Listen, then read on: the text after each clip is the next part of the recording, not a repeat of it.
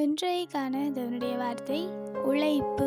சங்கீதம் 128 அதிகாரம் 2 சொல்லுது, உன் கையின் பிரயாசத்தை நீ சாப்பிடுவாய், உனக்கு பாக்கியமும் நன்மையும் உண்டாயிருக்கும்.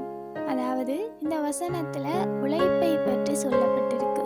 உன் கையின் பிரயாசத்தை நீ சாப்பிடுவாய், நாங்கள் உழைக்கிறதை நாங்கள் சாப்பிடுவோம் என்று சொல்லி தேவன் ஒரு ஆசீர்வாதமான வசனத்தை இதில் சொல்லி இருக்கிறார்.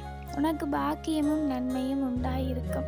அதாவது தேவன் எப்பொழுதும் உழைப்பை விரும்புகிறவராய் இருக்கிறார். ஏனென்றால் வசனத்தில் எல்லா இடங்களிலும் சோம்பேறிகளை தேவன் ஆசீர்வதிப்பதில்லை என்று சொல்லி நாங்கள் பார்க்கிறோம். எல்லா சந்தர்ப்பத்திலேயும் தேவன் உற்சாகம் உள்ளவர்களைத்தான் விரும்புகிறார். ஓடி ஓடி உழைக்கிறவர்களைத்தான் தேவனும் தெரிந்தெடுக்கிறார். வசனமும் சொல்லுகிறது, உழைக்காதவன் உண்ணாதிருக்க கடவன் என்று.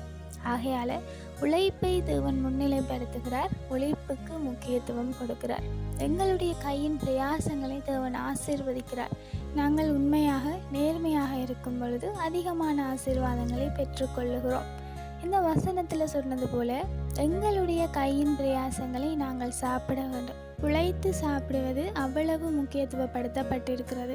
ஆகையால நாங்களும் சோம்பேறிகளாக இருக்காமல் உழைக்கிறவர்களாக இருக்க வேண்டும். அப்படிப்பட்டவர்களை தான் தேவனும் ஆசீர்வதிக்கிறார். சோம்பேறிகளாக இருக்கிறவர்களை தேவன் ஒருபோதும் ஆசீர்வதிக்கிறதில்லை.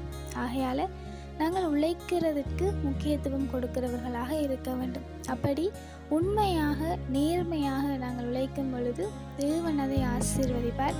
எங்களுடைய கையின் பிரயாசங்களை அவர் ஆசீர்வதிப்பார். Happy May day to all.